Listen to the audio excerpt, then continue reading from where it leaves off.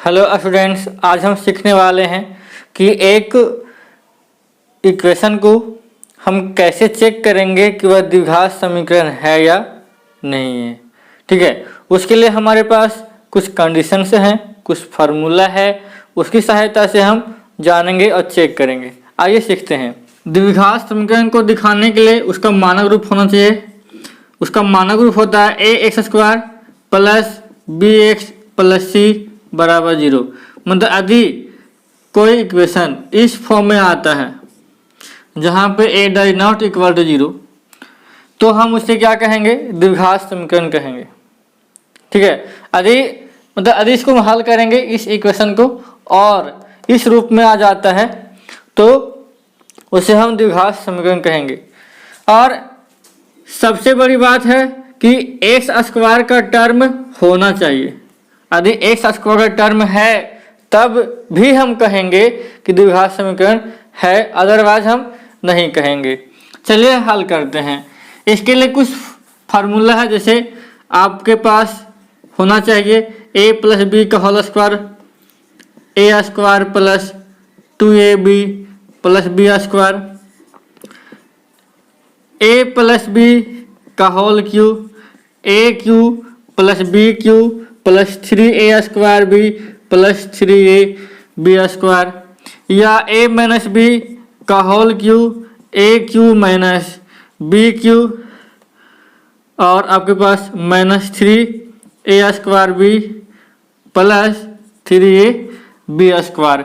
ये होना चाहिए a माइनस बी का whole square, a square minus 2ab plus B square और ए स्क्वायर माइनस बी स्क्वायर बराबर ए प्लस बी और into a minus B.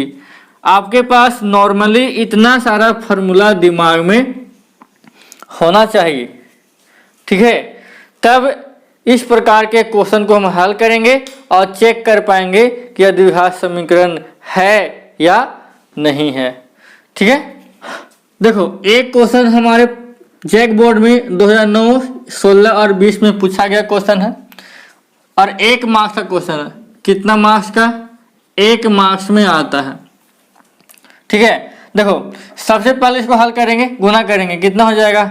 X square plus x plus 8 बराबर, गुना करेंगे तो ए प्लस बी यहाँ पे है, ए माइनस बी, तो a plus b into a minus b, तो a square minus b square minus 4।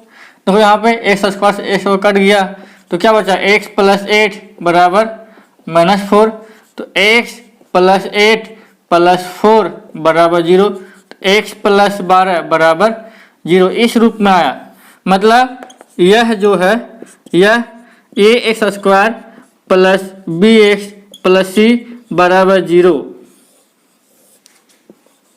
के रूप में नहीं आया। आया जी? यहाँ पे एक्स स्क्वायर टर्म नहीं है, मतलब इस रूप में नहीं आया, इसलिए यह द्विघात समीकरण नहीं है।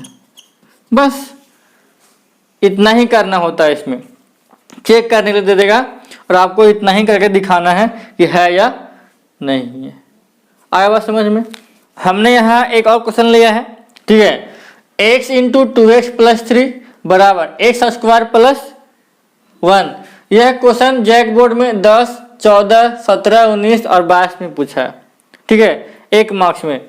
चलिए इसको बनाते हैं। क्या करेंगे? गुना करेंगे। देखो 2x स्क्वायर और प्लस 3x बराबर एक्स स्क्वायर प्लस 1।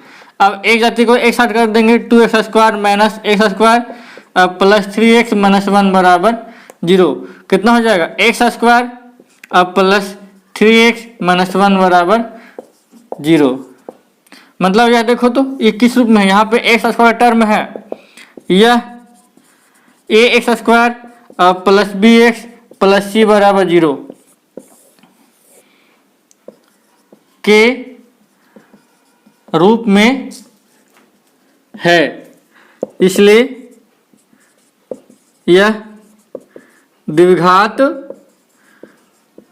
समीकरण है। क्यों हम ऐसा क्यों बोल दिए?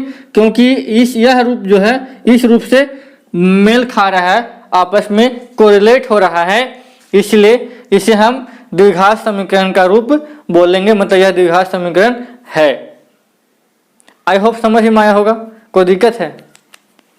हमने तीसरा क्वेश्चन लिया है, ठीक है, और उम्मीद करता हूं कि इस क्वेश्चन को बनाने के बाद इस प्रकार के क्वेश्चन आपसे बेहिचक बेधड़ाक बन जाएंगे, क्योंकि प्रोसेस सेम है, तरीका सेम है, तो कोई दिक्कत नहीं होना चाहिए।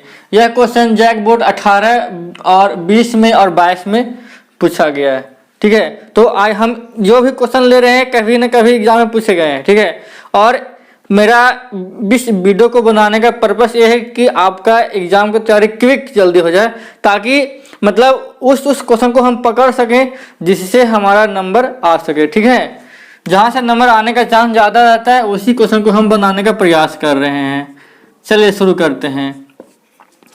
अब बोल रहा है इसका चेक करना है कि द्विघात समीकरण है या नहीं है। तो यहाँ पे a माइनस बी का होल स्क्वायर बैठा देंगे, तो a माइनस बी का whole square a square plus B square minus 2ab, तो 2 दूनी 4x प्लस 1 बराबर 2x माइनस 3।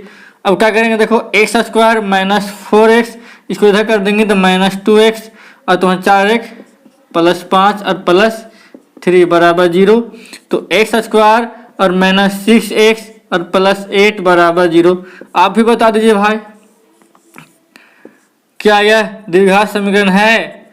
तो आप देख के बोले हाँ सर, यहाँ पे x स्क्वायर का टर्म है, इसलिए यह लिखेंगे ax स्क्वायर और प्लस bx प्लस c बराबर 0 के रूप में है, इसलिए क्या यह द्विघात समीकरण है कि नहीं? तो मैं आशा करता हूं कि आपको इन 3 क्वेश्चन की सहायता से आपका रिवीजन हो गया होगा, क्योंकि इस प्रकार के क्वेश्चन यदि आएंगे तो ऐसे ही बनाना है। आपको चेक करके सिर्फ बताना है कि मतलब द्विघात समीकरण है या नहीं। ऐसा भी पूछ सकता है कि जिसे ऑब्जेक्टिव में कि बोल देगा कि निम्नलिखित में कौन सा द्विघात समीकरण है, ठीक है। तो आपके पास 4 ऑप्शन रहेंगे, तो यदि आपको हल करने आएगा तब ना आप ऑप्शन को टिक मार सकते हैं।